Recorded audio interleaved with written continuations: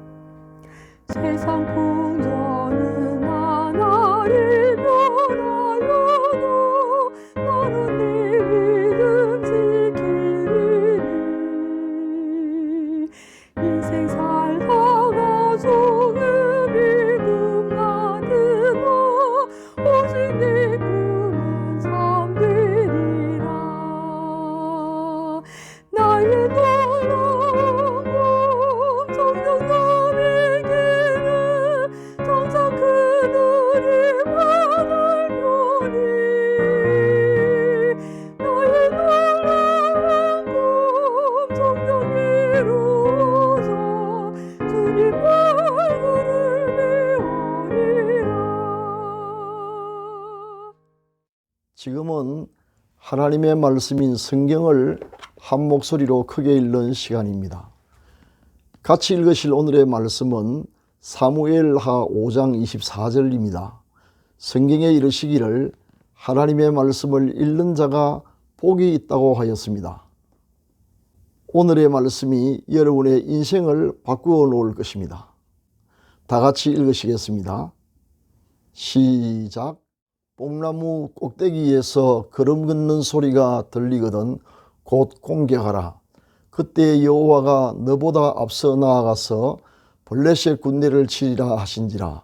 아멘. 사랑하는 시청자 여러분, 오늘은 하나님의 타이밍에 맞추세요 라는 제목으로 하나님의 말씀을 함께 상고해 보고자 합니다. 타이밍이란 동작의 효과가 가장 크게 나타나는 순간을 가리키는 말입니다. 게임도 경영도 나아가 생사가 걸린 전투의 승패도 다 타이밍에 달려 있다고 합니다. 결국 인생도 하나님의 타이밍에 맞추느냐의 여부에 승패가 달려 있다고 봅니다. 오늘 본문의 사건이 그 사실을 여실히 보여주고 있습니다. 다윗이 이스라엘 왕이 되었다는 정보를 접한 블레셋 진영은 이스라엘 영내로 대규모 군사를 보내어 기습을 감행합니다. 이에 다윗도 응전 여부를 하나님께 물어봅니다. 하나님은 응전을 허락합니다. 다윗은 다시 하나님께 작전 전략에 대해 문의하였습니다. 하나님은 그에게 하나님의 전술과 타이밍에 관해 지시하셨습니다. 그 내용은 대강 다음과 같습니다. 일단 정면 공격을 피하고 군사들을 적군 배후에 매복하였다가 엄습하는데 반드시 공격 개시의 시점을 하나님의 타이밍에 맞추라는 것이었습니다.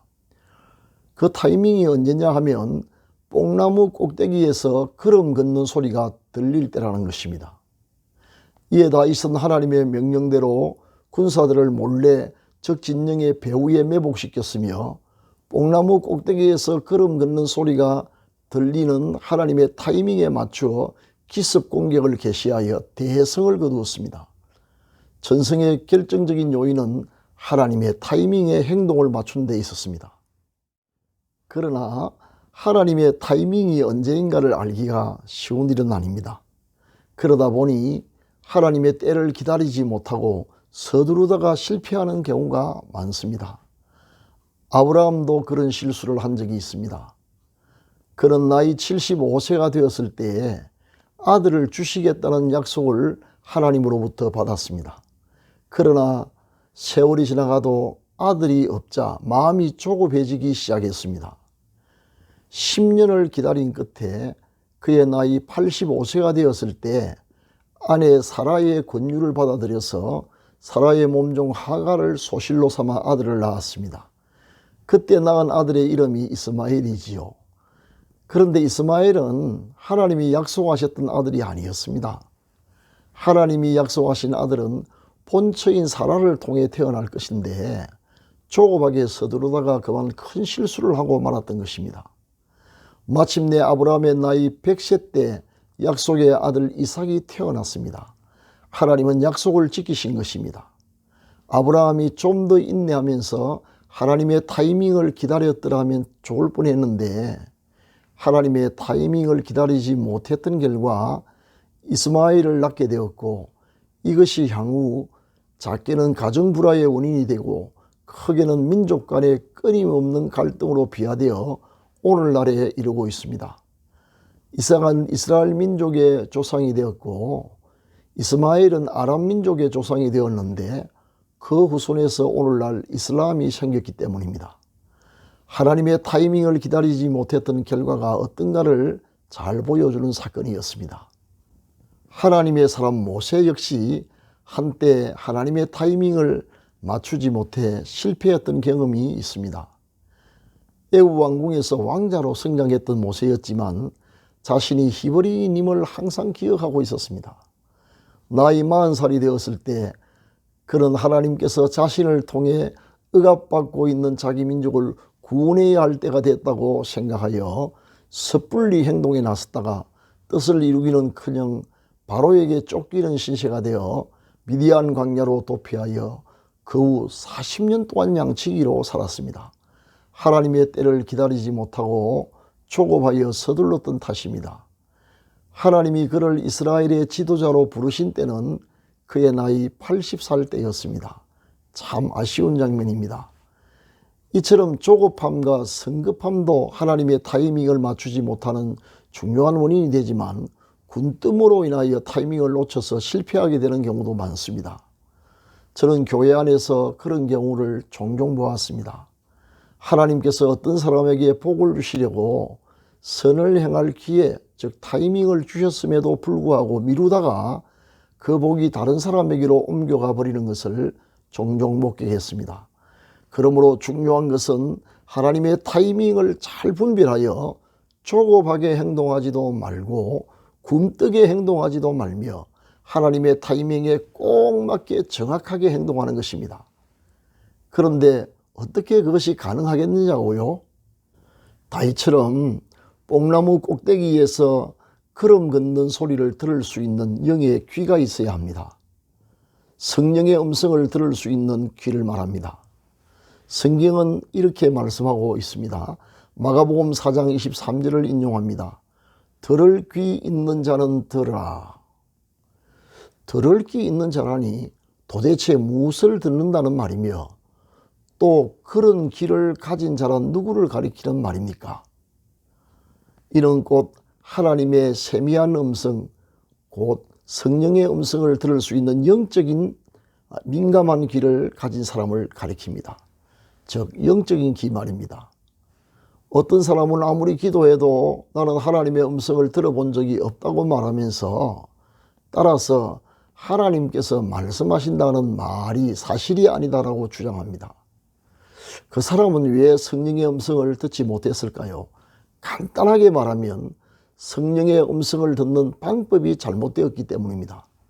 성령의 음성을 들으려면 성령님을 향해서 우선 마음의 귀를 열고 경청해야 하는데 그걸 모르고 육신의 귀로 들으려고 하니 들릴 리가 없는 것입니다. 신령한 사람은 자신에게 말씀하시는 성령의 음성이 크게 들립니다. 처음에는 그것이 성령의 음성인 줄 분별하지 못하다가 다양한 경험과 시행착오를 거쳐서 성령의 음성을 깨닫게 됩니다. 성령의 음성이 들리는 그 크기, 세기는 그 사람이 얼마나 하나님과 가까운 관계에 있는가에 달려 있습니다. 늘 기도하고 성경을 읽으며 하나님의 말씀에 순종하는 사람에게 성령의 음성은 세밀하게 들리기도 하고 우레처럼 큰 소리로 들리기도 합니다. 그러나 귀를 닫고 말씀과 기도를 통한 하나님과의 교제를 멀리하면 성령의 음성은 들리지 않습니다. 사랑하는 시청자 여러분, 하나님의 타이밍을 알고 싶습니까? 우리 모두 먼저 마음의 길을 성령님을 향해서 열고 그 음성을 경청할 준비를 합시다. 그리고 하나님의 말씀인 성경을 정독하고 항상 기도함으로 하나님과 영적으로 교제하면서 깨어있고 명령에 순종합시다. 반드시 우리가 하나님의 세미한 음성, 성령의 음성을 듣게 될 것입니다. 그래도 부족하면 하나님의 타이밍을 확실히 알 수 있도록 증거를 구합시다. 그리고 하나님의 타이밍을 알기 전에 조급하게 서두르거나 혹은 굼뜨게 행동하여 타이밍을 놓치는 일이 없도록 노력합시다. 우리 모두 하나님의 타이밍에 맞게 행동함으로 하나님의 뜻이 이루어지며 큰 은혜를 함께 체험하기를 바랍니다. 감사합니다. 지금은 합심기도의 시간입니다. 병낫기를 원하시는 분은 믿음으로 환부에 손을 얹으시기 바랍니다. 포기하지 않는 꾸준한 기도가 필요합니다. 기도를 시작하겠습니다. 사랑의 하나님 아버지, 지금까지 베풀어 주신 한없는 은혜에 무한히 감사드립니다. 오늘의 말씀처럼 하나님의 타이밍을 잘 깨닫게 하시며 조급하지도 굼뜨지도 않고 그때에 꼭 맞게 순종하게 하옵소서. 그리하여 하나님의 뜻을 이루며 하나님의 더욱 크신 은혜의 수혜자가 되게 하옵소서. 모든 경우에 하나님을 존중히 여기는 삶을 살게 하셔서 우리 또한 하나님으로부터 존중히 여김을 받게 하옵소서. 이 시간 병든 몸을 치료하여 주옵소서. 환부의 믿음으로 손을 얹어 사오니 치료하는 광선을 비추어 주시고 하늘과 땅의 모든 권세를 가지신 우리 주 예수 그리스도의 이름과 성령의 권능으로 완전히 낫게 하여 주옵소서.